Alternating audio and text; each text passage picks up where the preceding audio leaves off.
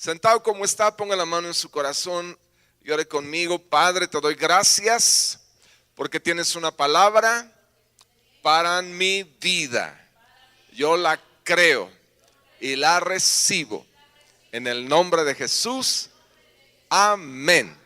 Amén y amén. Bueno, estas son algunas de las verdades que se han dicho con relación a la oración. En la oración estamos solos con Dios. Ora cuando te sientas solo, la oración te traerá la compañía de Dios. La oración no es un sustituto para nuestros esfuerzos, es un intento por ir más allá, es la búsqueda de Dios. Con la oración y el sacrificio se prepara la acción. Con solo 5 letras se constituye una oración completa. Jesús. Debemos orar siempre, no hasta que Dios nos escuche, sino hasta que podamos escuchar a Dios. La oración es una disciplina diaria. Por eso se dice que el que hace oración solo cuando tiene ganas, quiere decir que se ha resignado a tener cada vez menos ganas de hacer oración. Agustín Hipona decía, quien aprende a orar bien, aprende a vivir bien. La oración debe hacerse con todo el corazón. Por eso se dice que es mejor poner el corazón en la oración y no encontrar palabras que encontrar palabras sin corazón. Es necesario orar. El que ora como debe, alcanza de Dios todo lo que quiere. Jesús no nos enseñó a predicar, tampoco nos enseñó a cantar, pero sí nos enseñó a orar. La oración es el método más efectivo de renovación y transformación, porque al orar la persona se vincula a Dios y no al problema. La oración es el pequeño nervio que mueve el músculo del omnipotente. La acción nada vale sin la oración. La oración te mueve a la acción. La oración es para el cristiano lo que es el pez, para el pez el agua, lo que para el pájaro es el aire y lo que es la fuente para el ciervo. La oración tiene tal importancia que se ha dicho que nadie puede hacerse a sí mismo más grande daño que dejar de tener oración. Existen muchos recursos que Dios por medio de la oración provee. Si tan solo identificáramos nuestras necesidades por medio de la oración, en gran medida podríamos superarlas. ¿Cuántos saben lo que es la oración por experiencia personal? Y no porque algún día oró usted, sino porque la oración es una práctica cotidiana para su vida. Es una compañera en el viaje que está haciendo a la eternidad. Es una aliada en su caminar por el Señor. Es un apoyo en medio de la debilidad. Es un recurso que Dios ha provisto para enfrentar las luchas, superar las tentaciones, salir adelante de las tristezas y encontrar en Dios la alegría, la paz y la victoria que solo Cristo puede dar. La carta de Pablo a los Efesios no se caracteriza por ser la carta donde más se alude a la oración. De hecho, en esta carta la oración es mencionada solamente 3 ocasiones. Pero si uno puede subrayar que esta carta, la carta de Pablo a los Efesios, en cuanto a la oración se caracteriza por contener las oraciones más profundas que Pablo expresó a través de alguna de sus cartas. Solamente son 3 veces que en estos 6 capítulos, leí la carta varias ocasiones, 3 ocasiones solamente que se alude a la oración.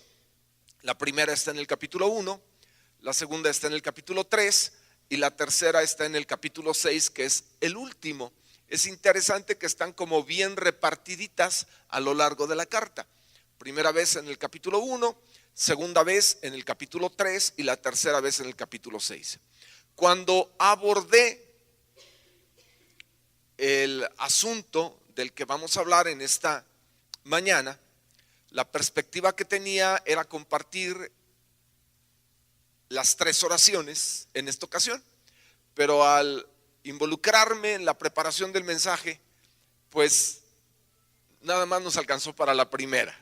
Quiero decir que no vamos a tener tiempo para abarcar ni la segunda ni la tercera oración en esta mañana, pero Dios nos permitirá en una próxima ocasión hablar de la oración del capítulo 3 y pues en otra ocasión seguramente la oración del capítulo 6 de la carta de Pablo a los Efesios, en donde está la famosa armadura de Dios. Así es que no se pierda estas predicaciones, estos mensajes que en los próximos domingos Dios mediante estarán siendo compartidos. Así que vamos a referirnos a la primera oración que está en el capítulo 1 a partir del versículo 16.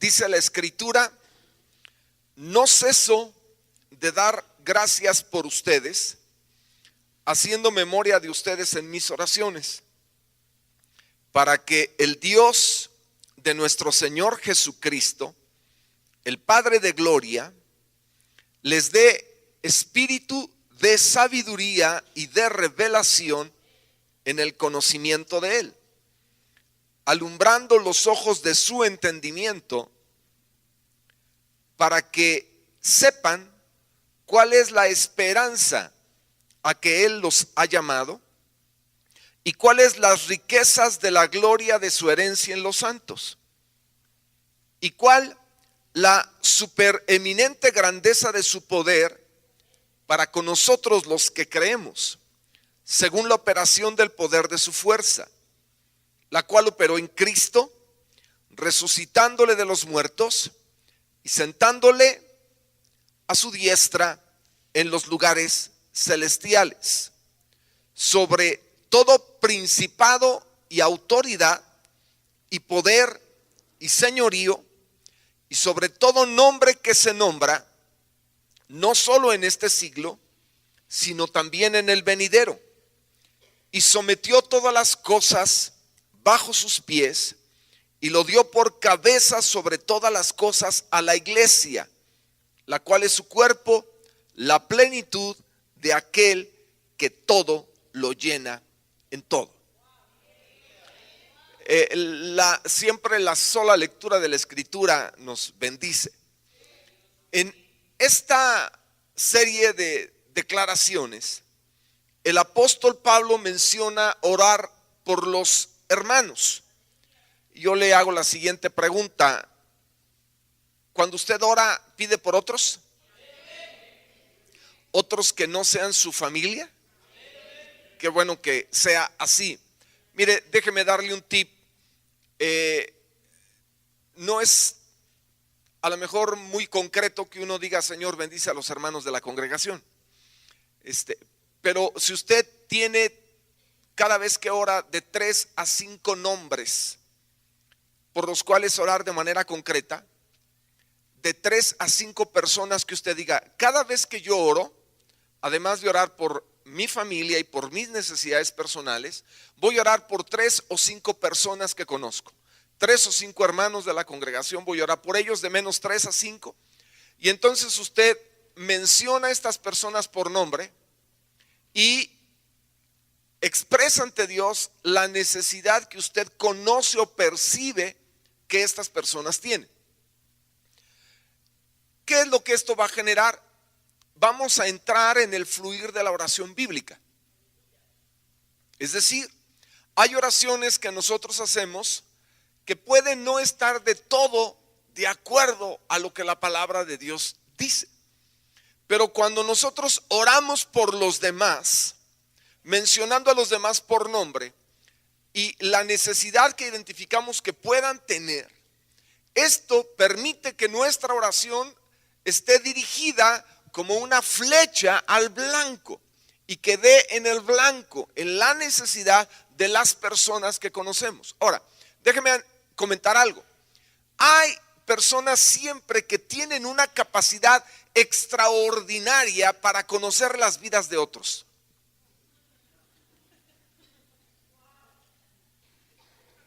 No voy a poner nombre, pero aquellos que tienen esta facilidad para conocer detalles de las vidas de los demás están más que comprometidos.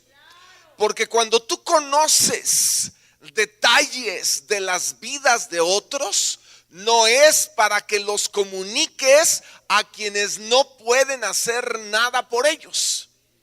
Cuando tú conoces detalles de las vidas de los demás, este recurso te permite al orar presentar ante el Señor a tu hermano, a tu hermana, con los detalles que conoces y suplicar al Señor por el bien de esa persona. El conocer cosas que otros podemos ignorar nos compromete para que al orar uno sea muy concreto.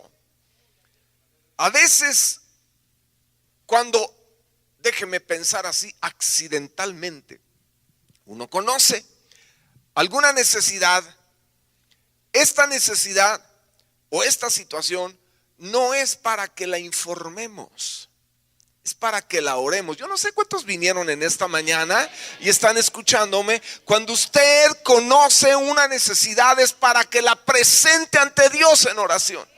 No es para otra cosa. Usted no puede ser un instrumento del enemigo. El enemigo destruye reputaciones. Escuche, cuando uno está en el lado contrario, uno le hace el juego al enemigo destruyendo reputaciones. Verdad o mentira sean, eso no es nuestro papel.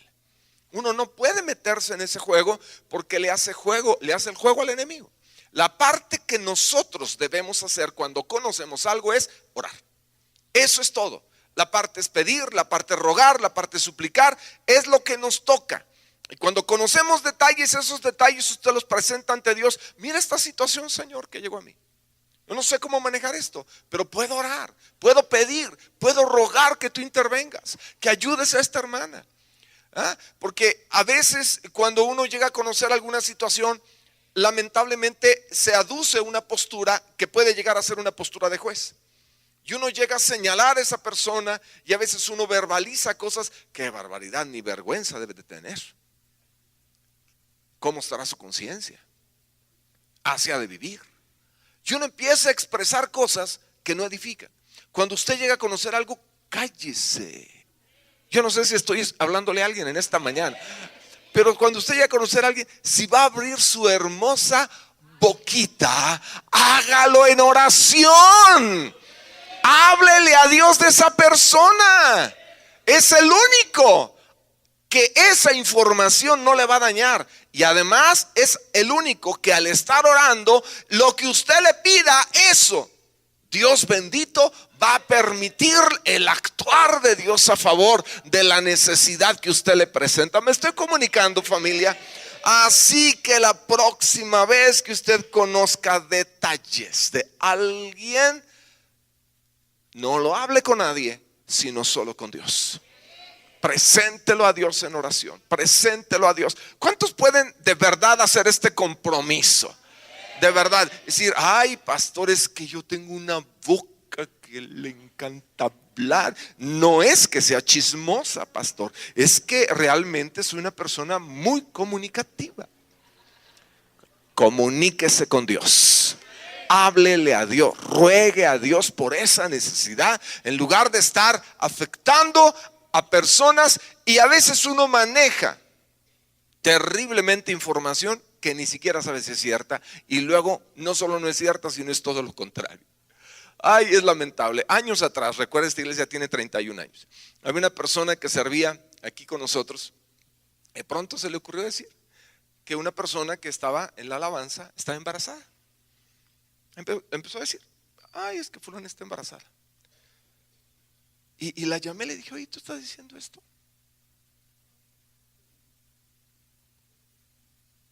¿Y sabe qué pasó?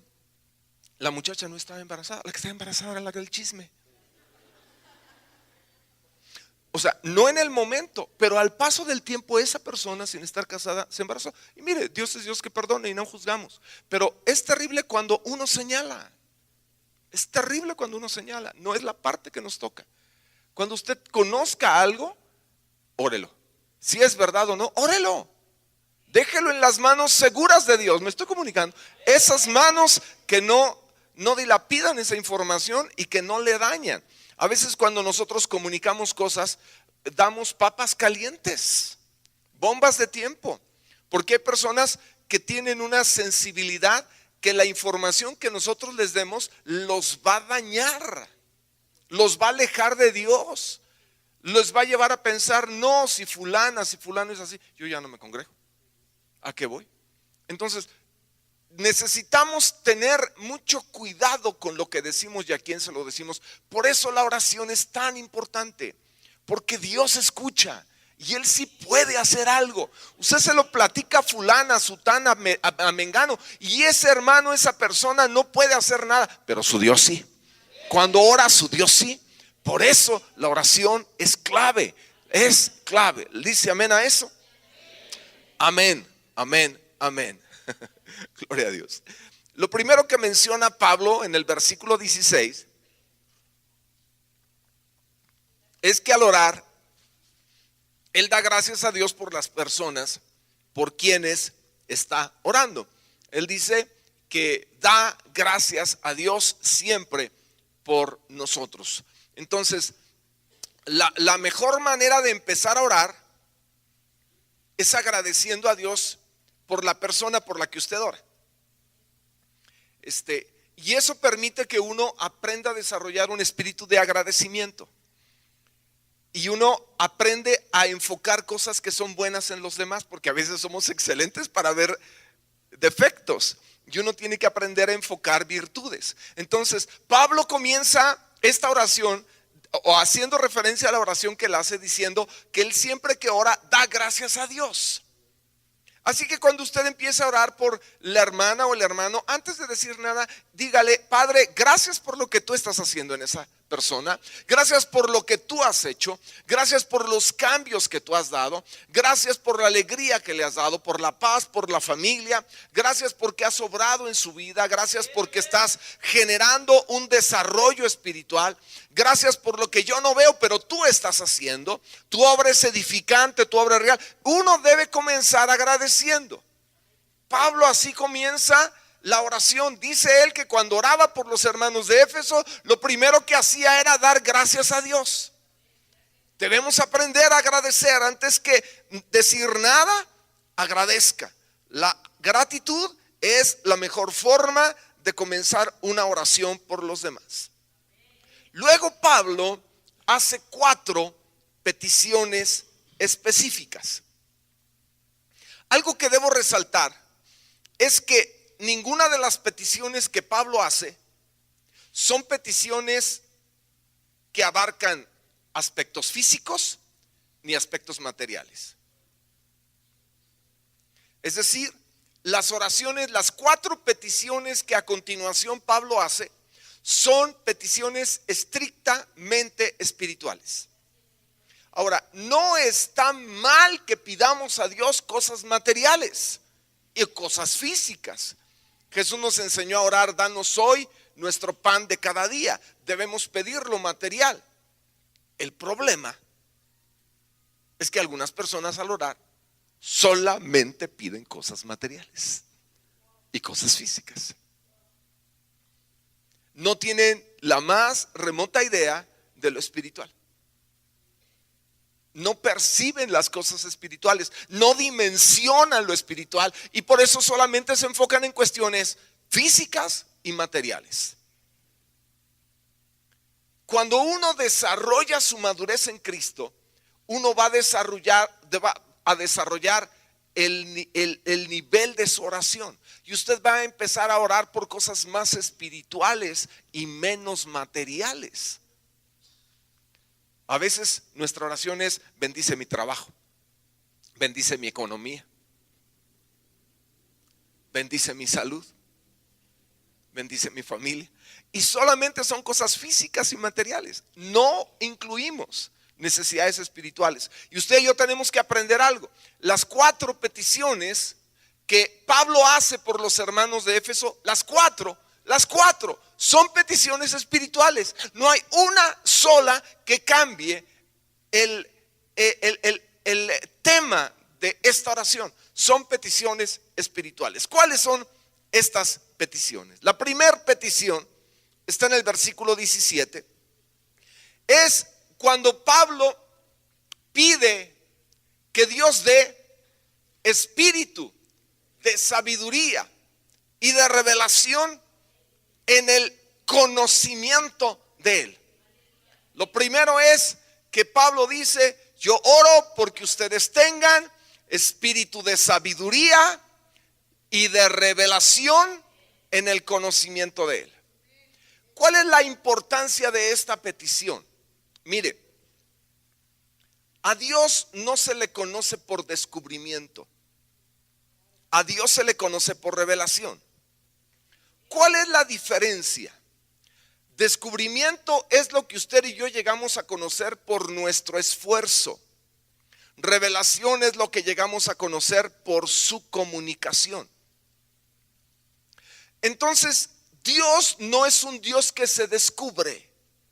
Dios es un Dios que Él se revela. Usted y yo nos damos cuenta que quien está escribiendo, que es el apóstol Pablo, él no conoció a Dios por descubrimiento. Él conoció a Dios por revelación. Al estar rumbo a Damasco, usted conoce la historia, está relatada en el capítulo 9 del libro de los Hechos. Al ir rumbo a Damasco, el Señor se mostró a él. Hubo una revelación. Y en esta revelación, Pablo quedó ciego.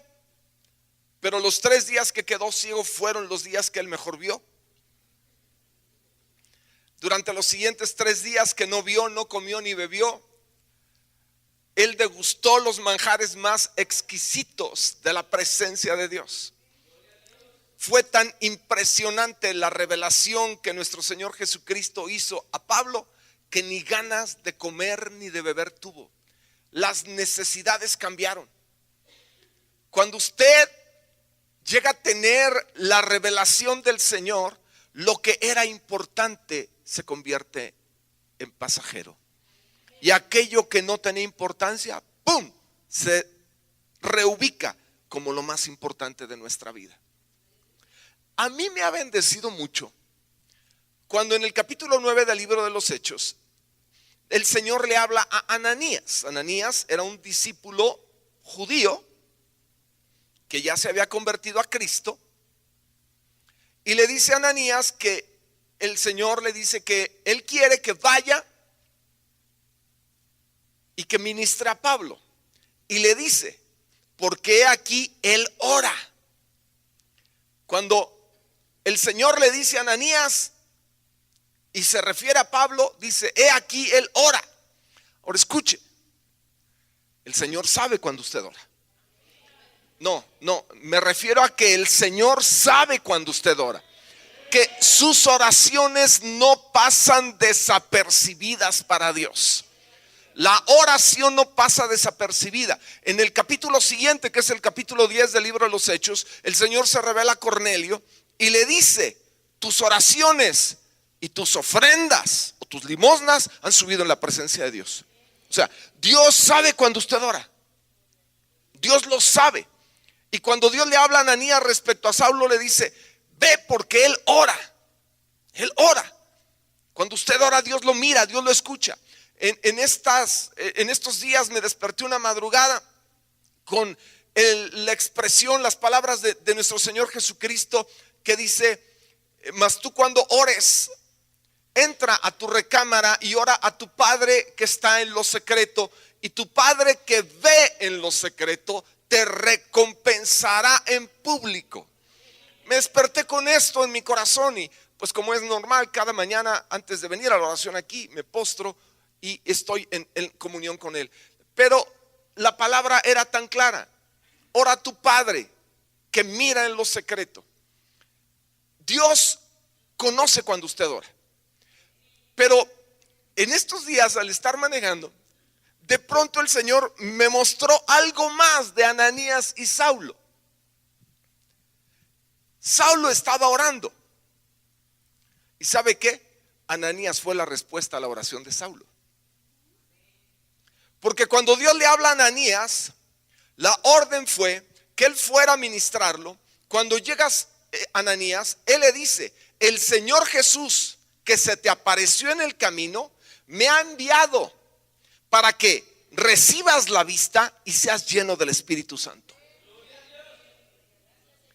Entonces, al llegar Ananías con el apóstol Pablo, le impone las manos, el hombre recibe la vista y el hombre es lleno del Espíritu Santo.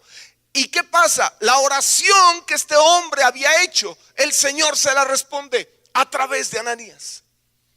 Usted no sabe, hay respuestas que van a venir así, de manera sorprendente. Es cierto que otras tardan, pero hay algunas que de pronto el Señor le va a sorprender y va a decir: ¿qué pasó si apenas estaba haciendo esta oración? Así es, porque Dios responde. Dice la Escritura que lo primero que está orando Pablo al Señor es espíritu de sabiduría y de revelación en el conocimiento de Él. Lo que está diciendo Pablo es: ustedes ven el tipo de persona que Dios me ha hecho. ¿Saben por qué? Porque no conocía a Dios por estudio, no conocía a Dios por investigación, lo conocí porque Él se reveló a mi vida. Escuche, lo mejor que usted puede hacer por esa persona inconversa que está adorando es decirle: Señor, revélate a su vida, revélate a su vida, revélate a su vida. Por eso es el espíritu de sabiduría y de revelación en el conocimiento de Él. Como a veces nos damos de topes queriendo convertir gente, y para necios nosotros para escogerlos de plano, y no cambia, y no cambia, y no cambia, y no va a cambiar. Y terrible si nosotros somos los que los cambiamos, porque va a venir aquí a dormirse a la reunión. No lo digo por nadie que ocasionalmente se duerma. Pero ¿qué es lo que sucede cuando usted y yo oramos porque esa persona conozca al Señor por revelación? Esa persona va a tener un fundamento impresionante de su fe, y yo le digo: nada lo va a mover. ¿Me estoy comunicando? Lo que Pablo está diciendo es que la primera oración que tenemos que aprender a hacer es: Señor, revélate para que te conozcan. Revélate para que te conozcan. Revélate. Y la revelación puede ser a través de un estudio bíblico, puede ser a través de la lectura, pero puede ser a través del medio que Dios elija. La clave es que Él se revele, y Dios elige la manera, el método, el camino. La parte nuestra, ¿cuál es? Orar: Señor, revélate. Da espíritu de sabiduría y de revelación en el conocimiento tuyo. Y esta revelación no es solo para los inconversos. El Señor quiere revelarse a sus hijos.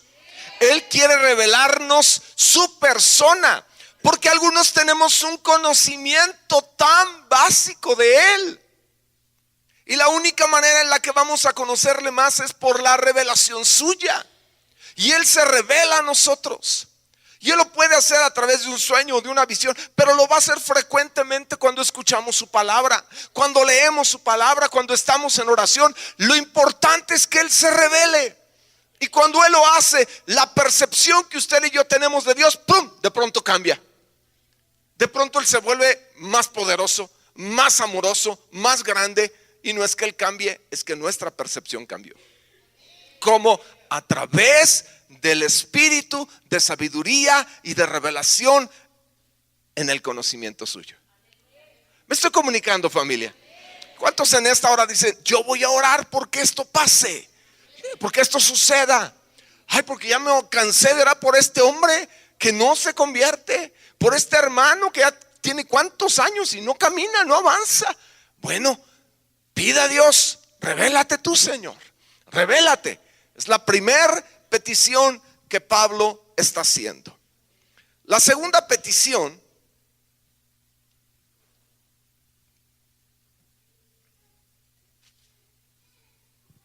está en el versículo 18. Dice Pablo: alumbrando los ojos de su entendimiento, para que conozcan cuál es la esperanza a la que Él los ha llamado. La segunda petición es: Señor, que conozcan la esperanza. Y no se refería a la panificadora. Señor, que conozcan la esperanza. La esperanza a la que Él nos ha llamado. Mire, la esperanza es tan importante como usted y yo no tenemos idea. La esperanza es tan importante. Dios se revela a sí mismo como Dios de esperanza. Y dice Pablo: Jesucristo, nuestra esperanza. Es decir, el Padre y el Hijo son esperanza. Pero la esperanza además es una de las tres campeonas, de las tres virtudes que son presentadas por la Escritura como campeonas, ¿verdad? ¿Cuáles son las otras dos? La fe y el amor. Primera de Corintios 13:13. Y ahora permanecen la fe, la esperanza y el amor. Estos tres, pero el mayor de ellos es el amor. Vea, la esperanza comparte créditos con la fe y con el amor. Así de importante es la esperanza. Así de importante. Entonces, por eso Pablo pide: Señor, que conozcan la esperanza que tienen. ¿Conoce personas desesperanzadas? Es terrible. Es terrible. Una persona en la congregación, en la reunión de oración, me hablaba de otra persona que está en una depresión en la que está pensando llegar a tomar barbitúricos. Digo: ¿qué es esto? Es una desesperanza. Y el Señor quiere darte esperanza. Sí, es cierto que a veces la vida es tan complicada y a veces la vida no es tanta alegría. Uno llega a pasar por situaciones de pena, de dolor, de tristeza que uno no esperaba. Porque la vida no es un plano. La vida tiene muchos recovecos. La vida tiene curvas, la vida tiene subidas, la vida tiene bajadas y uno que otro túnel a veces por el cual nos introduce. Y parece que Pablo, hablando de uno de esos túneles, en el Salmo 23 dijo: aunque ande en túnel, bueno, lo dijo así: aunque ande en valle de sombra y de muerte, no temeré mal alguno. ¿Por qué? ¿Por qué? ¿Por qué? Porque tú estarás conmigo en esos túneles tenebrosos por los que a veces llegamos a atravesar, que sentimos que nadie nos entiende, que todo está contra nosotros y que posiblemente nos vamos a quedar atrapados como un ratón en la ratonera. Acuérdese, Él está con usted. Él no le ha dejado ni le ha desamparado. La esperanza es una necesidad. La esperanza es una necesidad. Usted y yo tenemos que aprender a orar: Señor, da esperanza.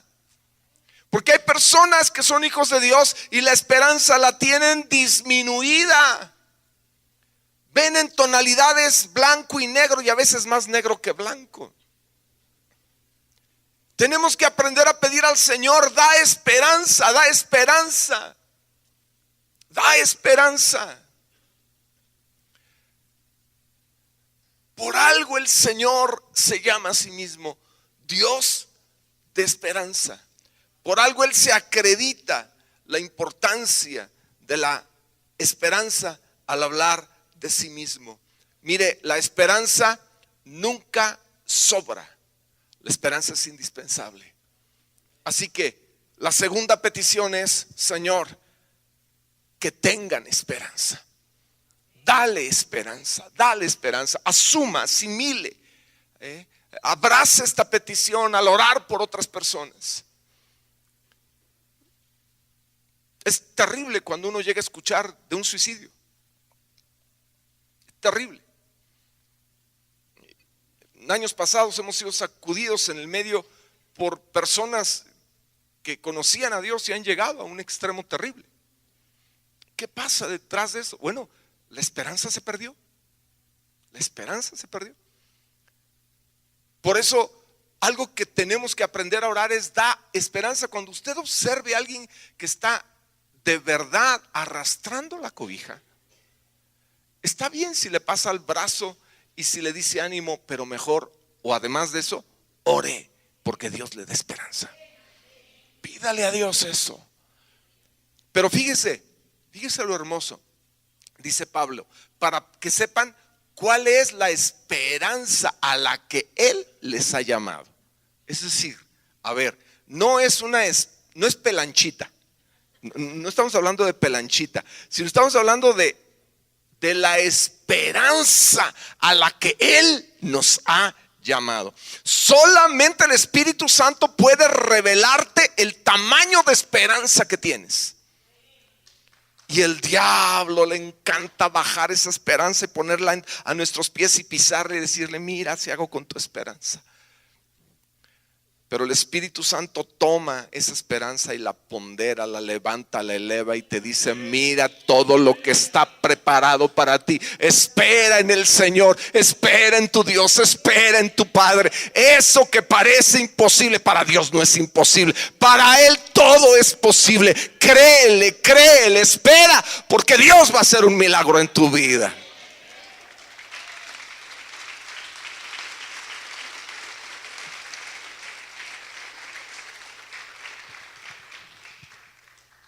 Tercera petición de las 4, final del verso 18. Dice: ¿y cuáles las riquezas de su gloria, de su herencia en los santos? ¿Y cuáles las riquezas de su gloria, de su herencia en los santos? La tercera petición es: Señor, que conozcan tu herencia. Que conozcan la herencia que tú has preparado. Dales un vislumbre de la herencia que está deparada para ellos en los cielos. Dales un vislumbre de lo que tú has preparado para ellos. Muéstrales un poquito eso que ellos van a tener un día. Eso es la petición. Señor, dales a conocer esa herencia. Fíjese el calificativo que usa: la gloria. O sea, es una herencia con una gloria espectacular. Mire, si usted tiene un tío lejano que le va a dejar unos millones y usted se va a volver la persona más contenta del mundo, eso nada tiene que ver con lo que Dios le va a heredar. O sea, es una nimiedad, es nada. Solo el Señor puede darnos un vislumbre de la calidad de herencia que Él nos ha preparado. ¿Te has pasado? Rubencito me platicaba acerca de unas visiones que él había tenido respecto a la herencia que Dios nos va a dar. Y él hablaba acerca de algunas coronas que él vio en algunas cabezas de hermanos en la congregación. Y decía cómo cada corona tenía particularidades. joyas diferentes. Era una creación única y exclusiva a cada persona. Luego me habló acerca de algunas casas que habitaban en el cielo las personas, y habló de las mansiones, y habló de los parajes y de los paisajes y de lo espectacular, ¿verdad, hijo? Me compartiste eso. Entonces, ¿qué es lo que pasa? Dios le mostró un poco la petición que está aquí. ¿Qué es lo que Dios hace? Dios muestra la gloria de la herencia. Mire, hay personas que se desaniman porque no tienen ni idea lo que va a pasar en el cielo. Van a pensar que es más aburrido que estar no, ya ni le digo, un día en una congregación donde donde no pasa nada y donde está muerto. No. Y dicen, o sea, va a ser toda la eternidad así. No tenemos ni idea. Vea, Pablo, cuando escribe su segunda carta a los Corintios, en el capítulo 12, él menciona, le voy a dar el versículo concreto, en Corintios 12, 2 Corintios 12, el versículo 4, él dice que él conoce a un hombre que fue arrebatado al paraíso, donde oyó palabras inefables que no le es dado al hombre expresar. ¿Sí? Otra vez le leo, estoy leyendo 2 Corintios 12, 4, que fue arrebatado al paraíso, donde oyó palabras inefables que no le es dado al hombre expresar. El mismo versículo en la versión Dios habla hoy dice: conozco un hombre que fue llevado al paraíso, donde oyó palabras tan secretas que a ningún hombre se le permite pronunciarlas. Cuando Pablo habla en Efesios 1 que él ora por los hermanos y pide a Dios que Dios les revele la gloria de la herencia que van a recibir, Pablo sabía de lo que estaba orando, porque él llegó a estar en el cielo en un arrebato que el Señor tuvo y se lo llevó, y él vio y él oyó. Cuando regresa a la tierra, él dijo: Dios me llevó al cielo. Y todos, dinos, ¿qué? Y él dijo: no puedo. Dice él, palabras inefables que no le es dado al hombre expresar. Él dice: no puedo. La palabra inefable es algo que no puede ser descrito con palabras. La gloria de lo que vas a recibir en el cielo está por encima de tu imaginación.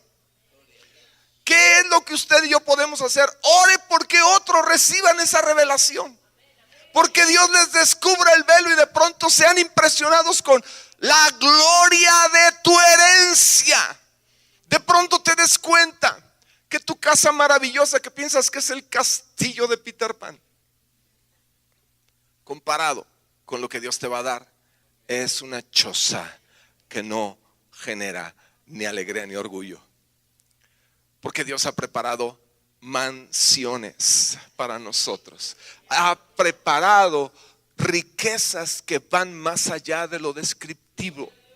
Él habla en el libro del Apocalipsis de piedras preciosas. Habla de puertas que son perlas. Habla de calles que son oro. Esas son las calles, imagínese su casa. ¡Órale!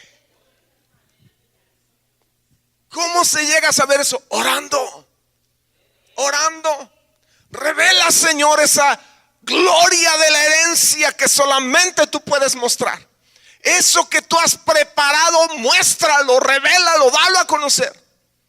¿Cuántos van a orar esta tercera oración? Da a conocer esa herencia, Señor, que el hermano se dé cuenta de lo que tú has preparado para él. Revélale la calidad de la herencia, la gloria de la herencia. Mire, uno nunca ve la vida igual. Cuando uno tiene una percepción de la eternidad, la percepción de la vida terrenal cambia totalmente. Y Dios quiere que usted y yo podamos cambiarla. Pedro añade 3 detalles muy hermosos en la primera carta que le escribe. Le voy a dar unos segundos para que encuentre primera de Pedro 1.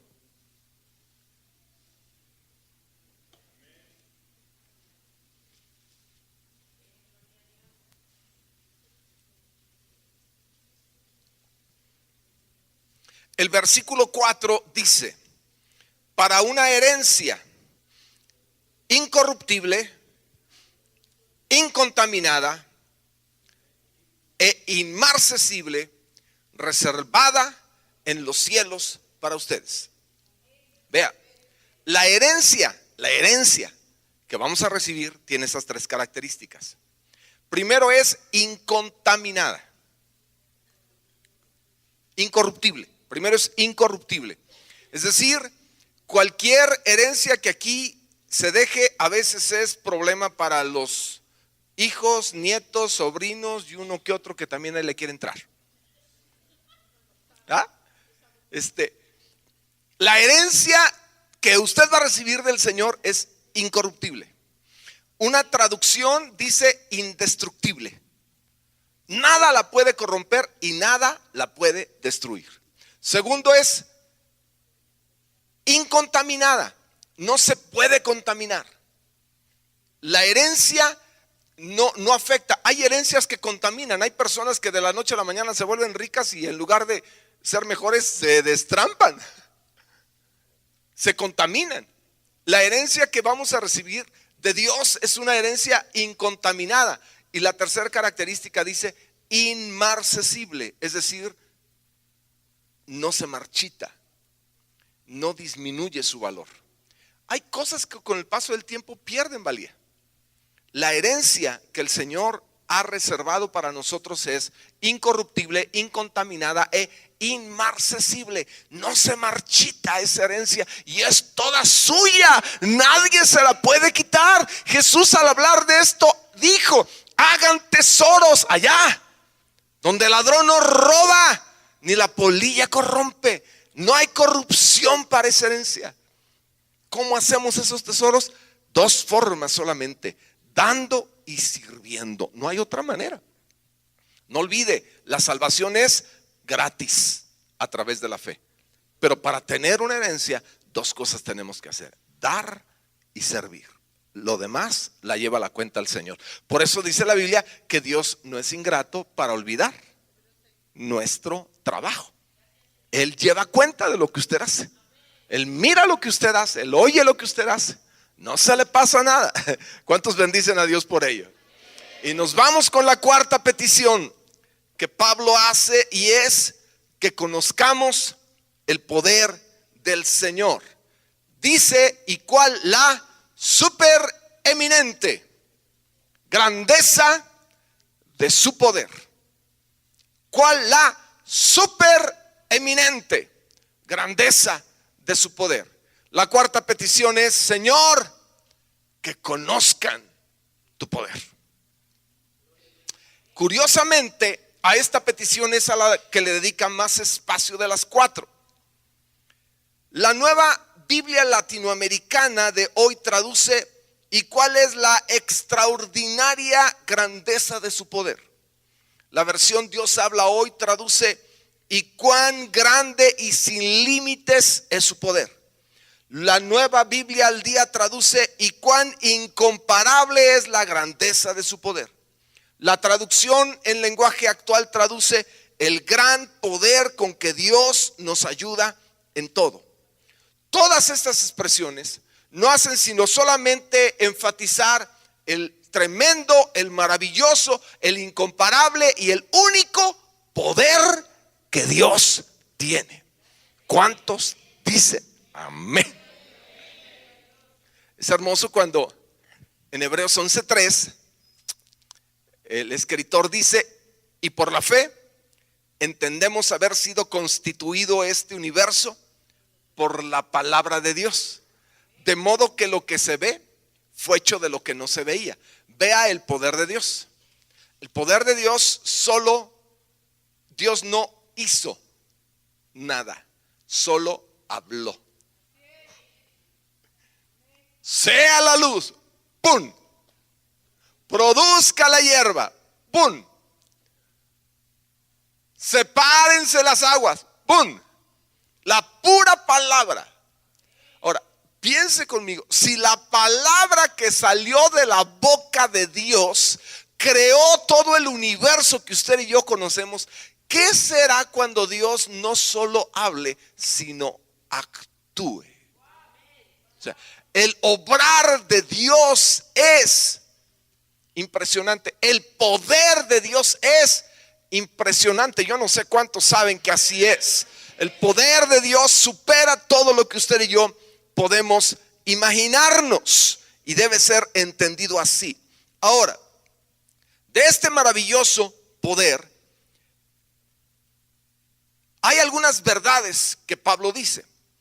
Lo primero que entendemos es que el poder que Él tiene es el poder que sustenta nuestra esperanza y que garantiza nuestra herencia. Es decir, porque Dios es todopoderoso, la esperanza que usted tiene en Él nunca está en vacío. Porque Dios es todopoderoso. Yo no sé si vine a hablar a algunos desesperanzados en esta mañana, pero espero que alguien esté recibiendo algo de parte del Señor. El poder de Dios, en primer lugar, sustenta la esperanza, porque Dios es poderoso para hacer todo lo que Él ha dicho. Segundo, sustenta nuestra herencia. O sea, la garantiza, porque Dios es todopoderoso, garantiza que lo que Dios le ha dicho que usted va a recibir, lo va a recibir. Lo primero, en cuanto al poder de Dios. Lo segundo que debe resaltarse son los destinatarios de ese poder. Es decir, ese poder es ¿para quiénes? Dice claramente el versículo: para con nosotros los que creemos. A ver si la escritura es clara. El poder de Dios no es para todos. Dice Pablo, el poder de Dios es para nosotros, los que creemos. Es para nosotros, los que creemos. No sé si esto es claro. No es un asunto de buena voluntad humana en donde uno diga, pues yo quisiera, yo comparto esto. No, usted no comparte lo que no es de usted. El poder es de Dios y Él lo enfoca específicamente. Y Él dice que el poder suyo, la supereminente grandeza de su poder, este poder maravilloso, es con destinatarios específicos. Dice, es para con nosotros, para con nosotros. La supereminente grandeza del poder de Dios es manifestada en nosotros. No en los otros, sino en nosotros. Amén. En nosotros, los que creemos. ¿Cuántos creen? Amén.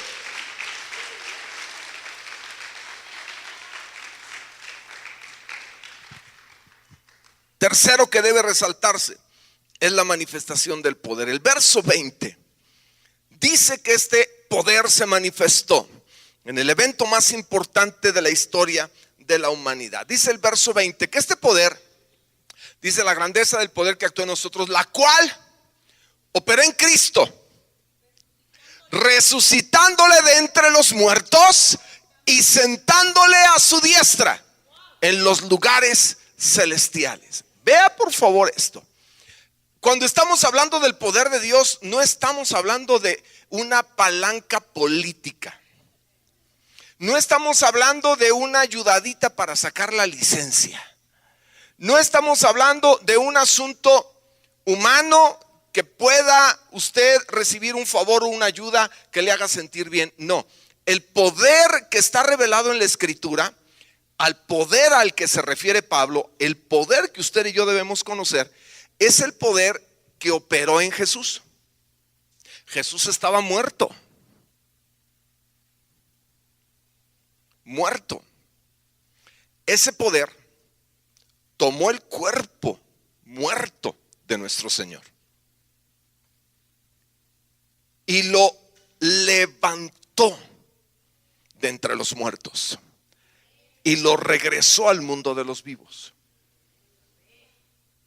Usted dice, pastor, pero hay otras personas que resucitaron. Sí, pero no como Jesús, porque Él fue el único que resucitó para nunca más volver a morir. El poder que operó en Cristo lo resucita, pero es el poder capaz de levantar a Jesús de entre los muertos para que Él nunca más muera. Nunca más, nunca más. Pero lo segundo que dice Pablo es que ese poder tomó a Jesús y lo levantó de la tierra. ¿Se acuerdan en Hechos capítulo 1? Que dice la Biblia que ahí los llevó Jesús al monte de los olivos y de pronto el Señor empezó a elevarse y los discípulos que estaban ahí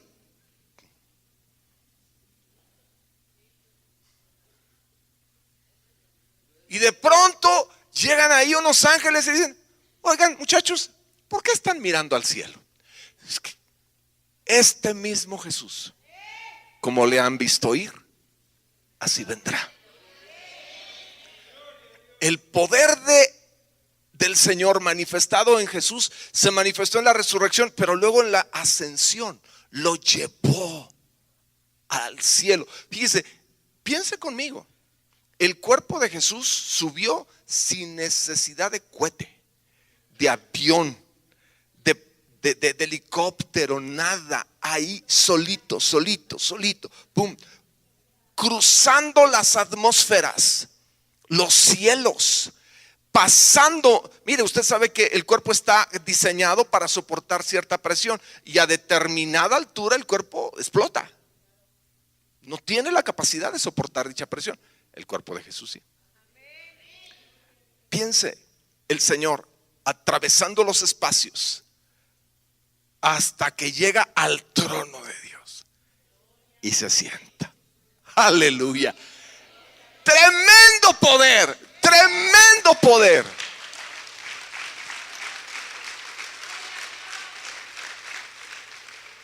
Aleluya. Estoy terminando. Este poder maravilloso se mostró en 5 formas. En primer lugar, el maravilloso poder del Señor se manifestó en la resurrección del Señor Jesucristo, ya lo dijimos. En segundo lugar, ese tremendo poder, estoy refiriéndome a la parte final del capítulo 1 de la carta a los Efesios, se manifestó al ascender a Jesús a la tierra, de la tierra al cielo y transportarlo a la misma presencia de Dios y sentarlo junto con el Padre en su trono. En tercer lugar, dice el versículo 21, que lo sentó sobre todo principado y autoridad y poder y señorío y sobre todo nombre que se nombra, no solo en este siglo, sino también en el venidero. Vea, el poder del Señor se manifiesta al resucitarlo, al ascenderlo, al sentarlo con el Padre, pero luego le da un nivel en el que Él se convierte en la persona más importante del universo. No, usted no me escuchó. Yo le digo que su Salvador es la persona más importante del universo. No existe competencia, no importa de quién se hable. Nadie es como nuestro Señor Jesucristo. Usted recordará que los Beatles en cierta ocasión dijeron: somos más famosos que Dios. Pregúntele hoy a algún adolescente de 14, 12 años: oye, ¿quiénes son los Beatles? Muchos le van a hacer cara como de Justin Bieber.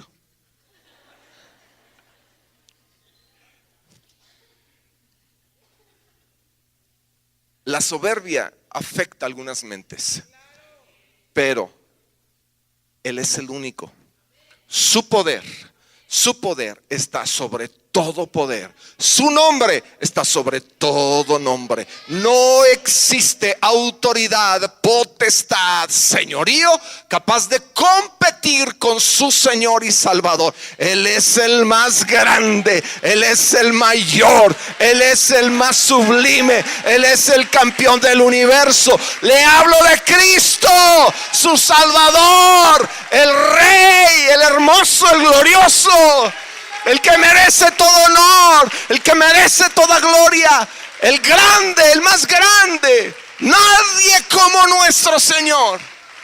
Ese poder lo llevó a estar allí. Bendito sea el Señor. Cuarto lugar, el poder del Señor se mostró al ubicar a Jesús como cabeza de la iglesia. El verso 22 dice: y sometió todas las cosas debajo de sus pies y lo dio por cabeza sobre todas las cosas a la iglesia. Y entonces el Señor fue puesto por el Padre como cabeza de la iglesia.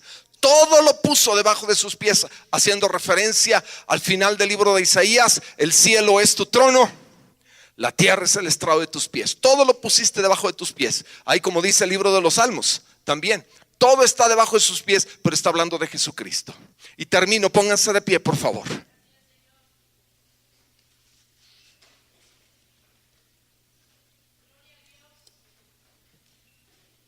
Al hablar del poder del Señor, en quinto lugar, dice el verso 23, hablando de la iglesia, la cual es su cuerpo, la plenitud de aquel que todo lo llena en todo. Ese poder unió a Jesús con una entidad que la Biblia llama la iglesia. Ese poder unió a Jesús con esa entidad que se llama la iglesia. La unió, lo unió. Y dice la Escritura claramente que esa unión es la plenitud de aquel que todo lo llena en todo. Usted y yo, como hijos de Dios, estamos irremediablemente unidos a Jesucristo. Somos parte de Él. Él es la cabeza, nosotros somos el cuerpo. Existe una unidad entre Él y nosotros, porque su poder ha querido que así sea. Yo en esta hora quiero decirle que el poder del Señor es una realidad a la que usted y yo tenemos acceso y que podemos recibir en esta hora. Levante sus manos conmigo. Y por encima de cualquier necesidad, por encima de cualquier pena, por encima de cualquier carencia, por encima de cualquier situación tan limitada, está el poder de Dios. El poder de Dios. Está el poder de Dios. Y eso que a ti te parece imposible, para ti lo es, pero no para tu Dios, no para tu Padre. Allí donde tus recursos están agotados, allí donde tus fuerzas están limitadas, ahí donde tú no sabes qué hacer, allí la mano de Dios se va a mostrar en tu vida. Y allí la gloria del poder de tu Rey va a ser lo que para ti es imposible. Abre tu boca y dile al Señor que tú crees en su poder, que tú recibes su poder, porque su poder no es una frase, su poder no es un término teológico, su poder no es solo una escritura bíblica, su poder es la expresión gloriosa del Rey glorioso y sublime, al cual usted y yo tenemos acceso bendito. Hable con su Padre. Él todo lo puede, todo lo puede, todo lo puede. Yo le creo a Dios en esta hora por milagros. Yo le creo por milagros. Yo le creo por milagros. El poder de Dios está obrando. Eso que te ha parecido imposible, Dios lo hace, Dios lo hace, Dios lo hace, Dios lo hace. Aleluya. La mano hermosa, gloriosa, todo suficiente de tu Rey opera en ti. Levanta tus manos, dile: yo creo. Dice: la operación del poder de su fuerza para con nosotros, los que creemos. Dile: yo creo, yo creo, yo creo, yo creo, yo creo. Porque es tu fe la que te lleva a contactarte, la que te lleva a tomar esa bendición. Es tu fe la que te lleva a arrebatar esa bendición. Arrebata tu bendición en esta hora.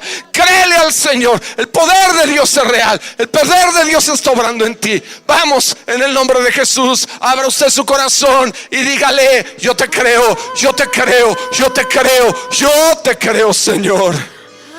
Que tu poder se manifieste. Extiende tu mano.